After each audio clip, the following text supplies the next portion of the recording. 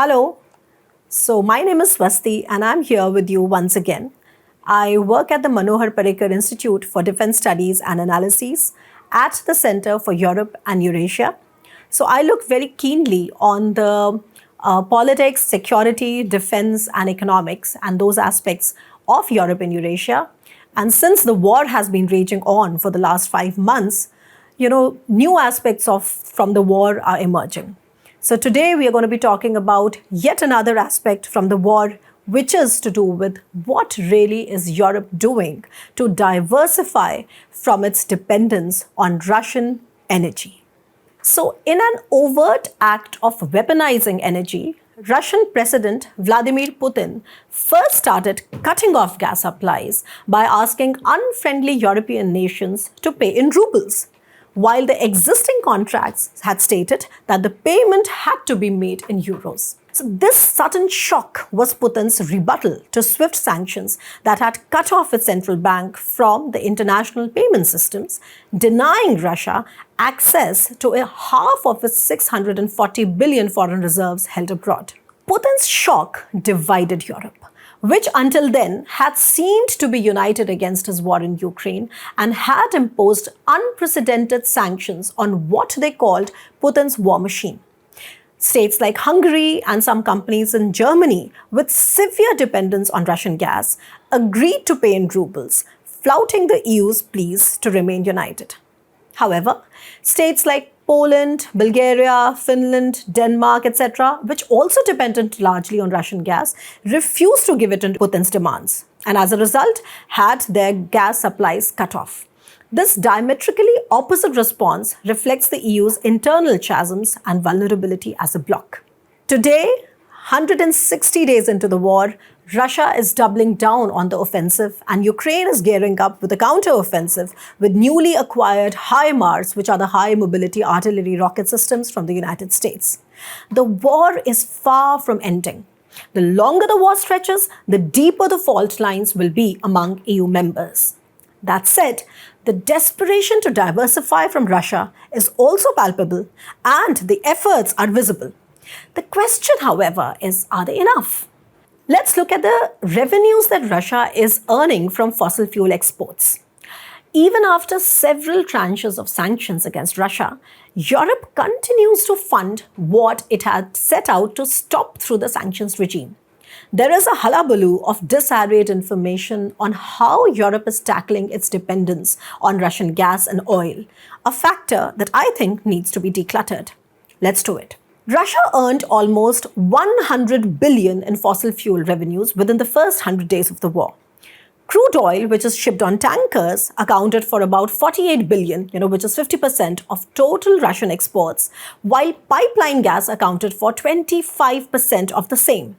Meanwhile, the EU has accounted for 61% of total Russian exports. It imports 41% of its total natural gas imports from Russia alone, and some EU countries remain almost exclusively dependent on Russian gas. Sanctions have also impacted different European countries unevenly. Unexpectedly, sanctions have made a country like Italy more dependent on Russia's crude oil. It has a refinery in Sicily that is owned by a Russian company. Due to the sanctions, this refinery has only been able to buy Russian oil. Banks have been unable to offer credit to any other source. France is one of the top 10 buyers of Russian fossil fuels that made an early transition to liquefied natural gas or LNG instead of pipeline gas. Situated far from Russia and also with enough coastline, France has been quick to invest in the regasification facilities all around its coast and depends less on pipelines coming directly from Russia. That, however, is not true of other landlocked countries within Europe. Let us understand what this misconstrued game is all about.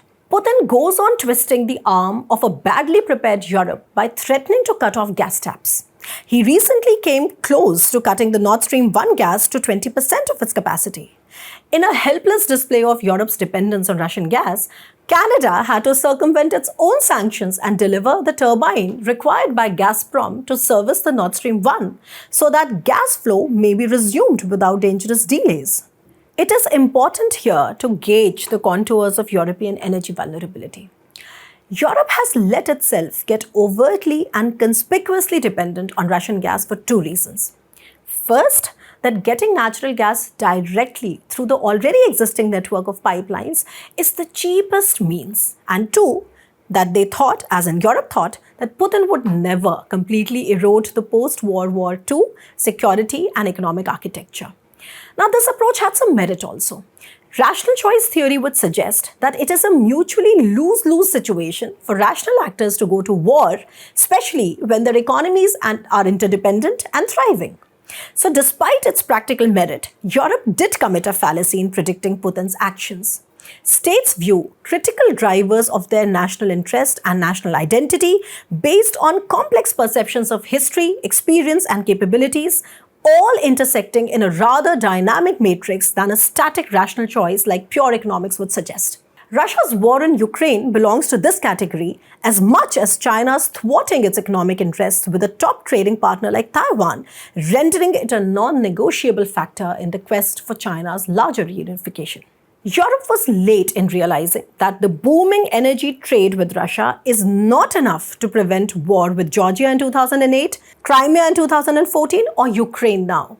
In Russia, Europe was not engaging with a fellow democracy, but with an authoritarian leader whose coming to power rode on a wounded Russian pride that considered Soviet disintegration an accident of history and consolidation of Russian glory as an existential narrative of the state. So, wishful thinking has been Europe's first fundamental error. And second was that it did not diversify its energy import basket enough. Russia ensured Europe's dependence on itself while successfully diversifying its own export basket to China and India under attractive discounts on crude oil. China has been the top destination for Russia's total fossil fuel exports, while India bought 18% of all Russian oil exports. Russia is also developing new economic routes such as the International North-South Transport Corridor, the INSTC, at a time when sanctions are limiting its transit access through most of Europe. While the previous maritime routes from St. Petersburg took longer, INSTC's transit time is far less and at a 30% lower cost. It is definitely good news for India, but hardly a matter of rejoicing for Europe. And even with buyers like China and now India, it will be difficult for Russia to divert all of its fossil fuel exports from Europe, as it has also defaulted on its foreign debt obligations. Let's remember that. Further, as winter sets in, the impact of sanctions will also become more and more pronounced for the Russian as well as the global economy. While Germany and Italy alone generate almost 22% of Russia's fossil fuel export revenue, neither country has the infrastructure in place to move away from this arrangement to switch to LNG facilities like France has. Therefore, all else unchanged, it is critically far more difficult for Europe, and especially for the big economies, to diversify from Russia in a short span of time. But at the same time, let's see what diversification efforts are going on. Building new gas pipelines can help gas exports from new sources, but that cannot be done overnight. Second, Europe could set up LNG terminals that uses a different infrastructure. For this to work, the gas first has to be liquefied and then sent through the LNG terminals and then regasified at facilities before being distributed. So it's a lot of work. Germany has recently signed a 1 billion deal with Norwegian company, which is likely to reduce its dependence on Russia's natural gas by an ambitious 25%. It has also entered into similar agreements on floating LNG terminals with countries like Greece and Denmark. Germany is likely to source LNG from Qatar and the US in a few years as well. The rising cost, however, is a key ponderable. With $12 billion stuck in the Nord Stream 2 and global inflation soaring, it will become difficult for these deals to remain economically viable unless time is tightly factored in. In a similar fashion, Italy also missed the bus when it came to making a transition to LNG facilities, unlike France, and kept receiving natural gas directly, not only from Russia, majorly, but also from Algeria. In order to reduce Italy's 30 billion cubic meters dependence on Russia, supplies from Algeria will be stepped up, but it would hardly be enough to lower dependence on Russia significantly unless supplies from the Caspian Sea also support it. Italy has also signed a deal with Norway to provide itself with floating LNG terminals and regasification units like Germany. But the problem is that all of this ramps up significant pressure on Norway to cater to ambitious diversification efforts whose feasibility remains to be seen. And now, LNG facilities by themselves are not the final solution either. Establishing LNG facilities by itself will not solve Europe's problems. Several Central and East European countries are landlocked. What Europe needs to do is to quickly build several LNG facilities all around its coastline and link those facilities directly into the established network of pipelines in order to move that gas to all the countries that need it. It is therefore a race against time, and from practical markers, the odds do not seem in the favor of Europe. What else? Filling gas storage by 90% is the new EU mantra. Faced with technical challenges that cannot be mitigated overnight, the European Commission has proposed a new legislation that will require EU member states to fill their gas storage by at least 80% before next winter, increasing to 90% later. By July this year, which is last month, however, the storage has reached only about 60%. If done meticulously, this could provide a breather for the bloc. Let's see what other efforts. Finally, bidding adieu to Paris goals and its commitment to reducing carbon footprint, economic giants like Germany are going back to burning coal to reduce dependence on Russian gas. It is a contradiction of sorts for the Greens party, which is a coalition partner in Olaf Scholz's cabinet right now, who have been committed to making a transition to renewable sources of energy. So I think now we seem to understand why natural gas is the Achilles heel of Europe. Desperation is rife, and so is the effort to diversify. Russia too needs the revenue it generates from selling fossil fuels to Europe to fund its own war in Ukraine and to support its depleting foreign reserves due to the SWIFT sanctions. So for now, both sides seem to understand the other's vulnerabilities and are trying to diversify as fast as they can. But Putin does have a clear edge over Europe because turning off gas taps will send seismic shockwaves across the industries of Europe, which will further exacerbate an already impending economic crisis the world over.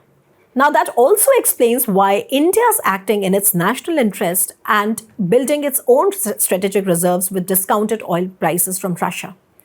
It is not just Europe, but the entire world that is bracing to absorb the impact of an unfortunate war that they did not start and have no role in either. What the European experience shows is the limit of rational choice theory in international politics, which ultimately is an anarchic world with often irrational drivers of perceived national interests. Until next time, thank you.